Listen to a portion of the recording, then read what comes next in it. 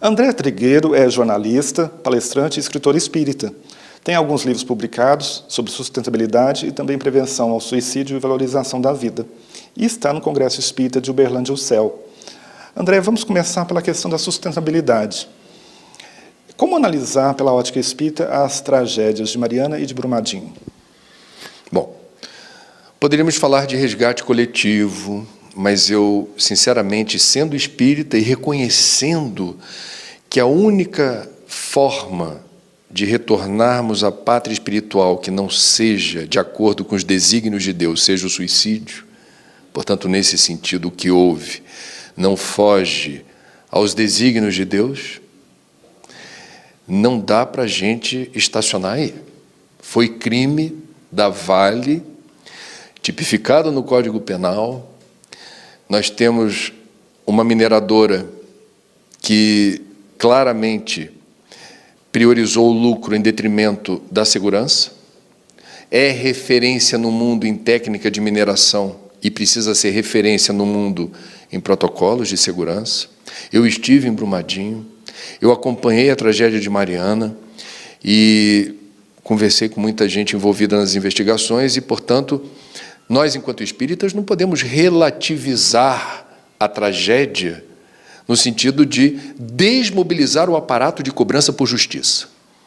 Não é justo com as famílias de quase 300 pessoas que desapareceram debaixo daquela lama, 11 corpos não encontrados até agora, famílias que enterraram fragmentos de corpos e patologias de ordem mental que no intervalo de apenas um ano de Brumadinho para cá, se multiplicaram exponencialmente.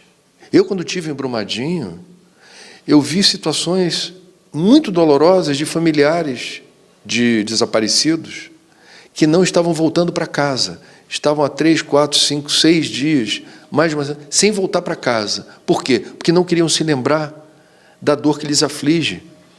Então, patologias graves, que são indicadores do desleixo, da imperícia, da irresponsabilidade, da leniência de uma empresa que priorizou o lucro. E aí, do ponto de vista espírita, a ganância e a cobiça precisam ser objeto de nossa reflexão. E o senso de justiça precisa estar presente. Então, a evolução não se estabelece por decreto. Evolução é processo.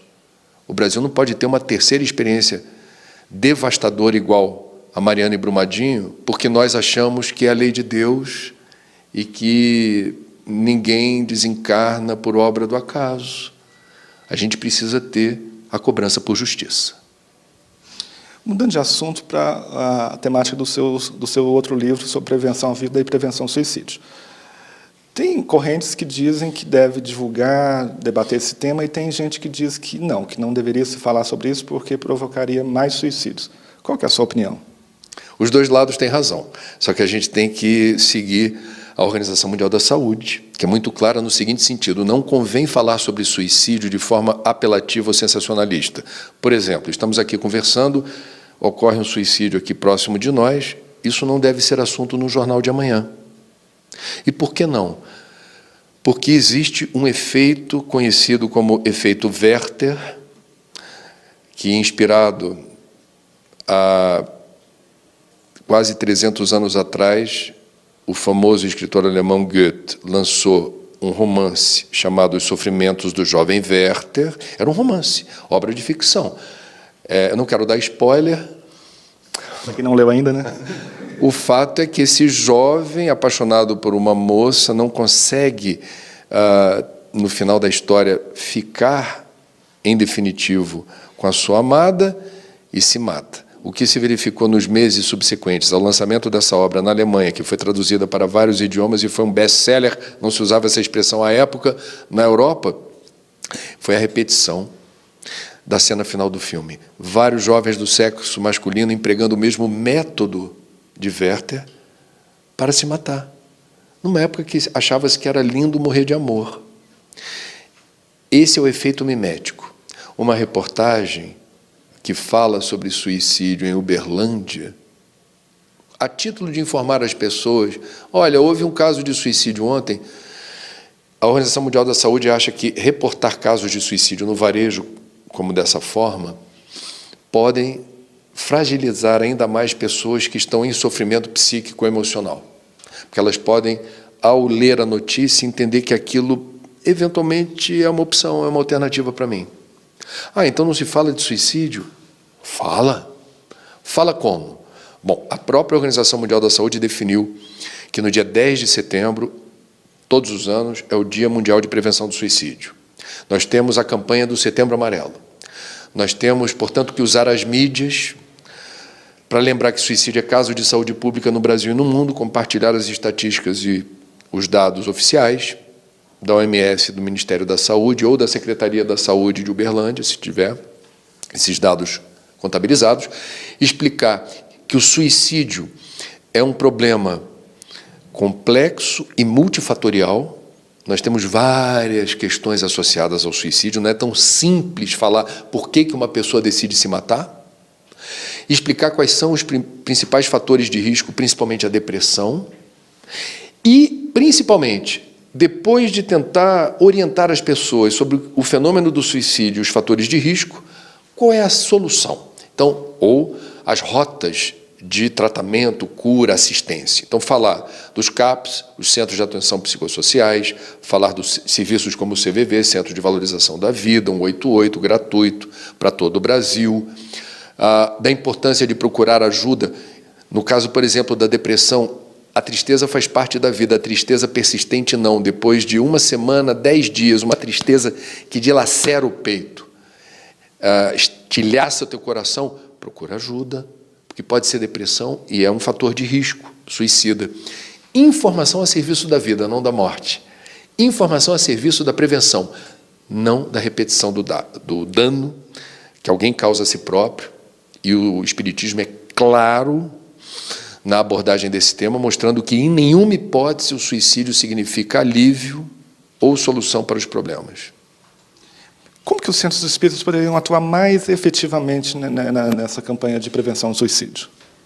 Em primeiro lugar, não repetindo a inverdade de que basta frequentar um centro espírita para se livrar de suicídio.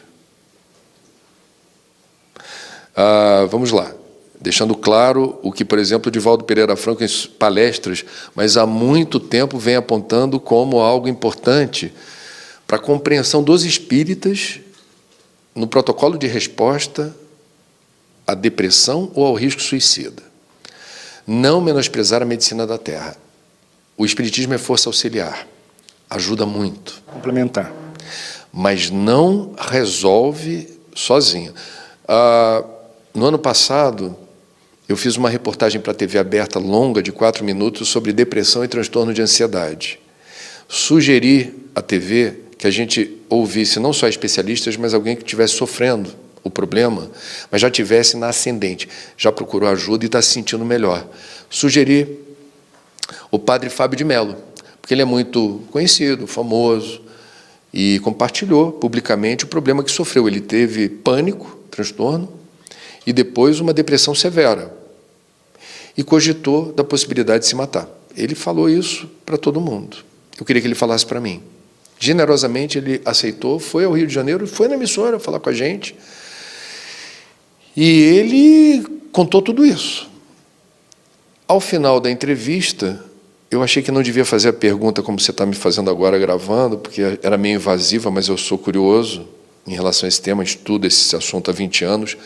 Fora das câmeras, eu perguntei: padre, eu tenho uma pergunta para o senhor que é para mim. E se eu vou dizer aqui é porque ele me autorizou. O senhor é padre. O senhor, na tradição católica, é um sacerdote que faz a mediação com o andar de cima, com Deus. Onde estava Deus no auge da sua crise, quando o senhor pensou em se matar? E ele, de bate-pronto, assim, serenamente disse: André, Deus estava onde sempre esteve. Eu é que não consegui acessá-lo. Então, veja, não estamos aqui falando que pessoas de fé estão blindadas ou imunes ao risco suicida. Militares forjados na bravura, na valentia, na coragem, no destemor. Não, eu sou super-homem. Não é. Aliás, nas fileiras militares, as estatísticas de suicídio são extremamente preocupantes entre médicos, principalmente aqueles que dominam a farmacologia, a manipulação de substâncias químicas dopantes, etc. A estatística de suicídio já entre estudantes de medicina é preocupante. Então, veja, nós estamos aqui reconhecendo o mérito da medicina da Terra a partir do desconforto de uma pessoa em relação à vida, ajudar, e o Espiritismo como força auxiliar da cura, através da fluidoterapia, do passe magnético, removendo detritos mentais, miasmas, formas de pensamento, que a pessoa, quando está de mal com a vida, estabelece uma sintonia ruim e se auto-boicota. A aura do depressivo é cinza, é uma existência sem vida. Então, a gente precisa trabalhar o campo energético.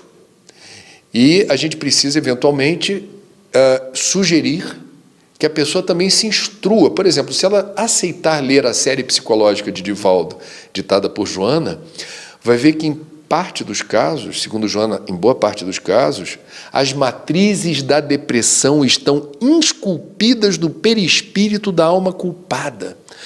Todos nós erramos no passado. Do contrário, não estaríamos aqui. Entretanto, às vezes, os erros do passado, eles se transformam em culpa. E a culpa vulnerabiliza, fragiliza o teu psiquismo. Então, é como se as pessoas muito culpadas tivessem as sementes da depressão e o potencial de desenvolver o transtorno de humor. Então, essas informações, elas vão construindo, elas vão galvanizando um repertório de lucidez e de compreensão do problema que, dependendo dos fatores de temperatura e pressão, em algum momento, você consegue lidar melhor com o problema. Tem um livro, que não é espírita, mas é muito bom, de um colega jornalista do New York Times, Andrew Solomon, vendeu muito no Brasil, dessa grossura, chamado O Demônio do Meio-Dia. E ele fala da depressão em primeira pessoa, por isso que o livro vendeu muito. Ele escreve muito bem, é muito inteligente, falou sobre um problema que lhe acometeu. Não existe cura para a depressão, existe tratamento. E ele tem uma analogia no livro que me lembra o Divaldo quando fala da angina, que o Divaldo tem. Ele diz assim: eu estou cheio de problema na coluna, angina, coisa e tal, então quando a angina aperta o peito, eu estou cheio de compromisso. Eu converso com ela. Angina, hoje não, me dá essa trégua. Aperta depois, eu estou com a agenda tão cheia. Ele conversa. É divertidíssimo, Divaldo, falar sobre isso. O Andrew Solomon fala: a depressão é minha companheira de dança, está sempre dançando comigo, mas quem conduz o passo e a dança sou eu. Então, o objetivo da pessoa com depressão não deveria ser propriamente terminar a depressão, mas dizer assim: ok, não está 100%, mas está mais de 50%. E se está mais de 50%, estou no lucro. E a vida segue e eu estou pronto para isso. Para ir para o trabalho, para pegar meu filho na escola, para ler esse livro. Eu não vou ficar com a pretensão do 100%, porque aí eu só estou olhando para o meu umbigo. E vamos combinar? Você é 100%? Nem eu. Alguém conhece uma pessoa 100% do ponto de vista de não ter nenhuma angústia, nenhuma agonia, nenhum momento de desespero? Somos falíveis, somos imperfeitos, e o depressivo também deve ter essa consciência de que não ambicione a pureza da saúde absoluta. Não. Seja feliz por viver mais um dia. Para a gente encerrar a nossa entrevista, defina ou numa palavra ou numa frase o que é vida para você. Vida é bênção, vida é privilégio. Vida é a capacidade de desfrutar, curtir, aproveitar, ter prazer e aprender com a dor e o sofrimento, que tanto a dor quanto o sofrimento não são contra nós, são convites à evolução. Quando a gente tem essa compreensão, a gente reduz o estoque, ou a susceptibilidade para a revolta, para a indignação ou para a incompreensão de Deus. A gente está aqui para aprender a ser gente, gente que sabe amar. A dor e o sofrimento nos ensinam a ser gente e a amar.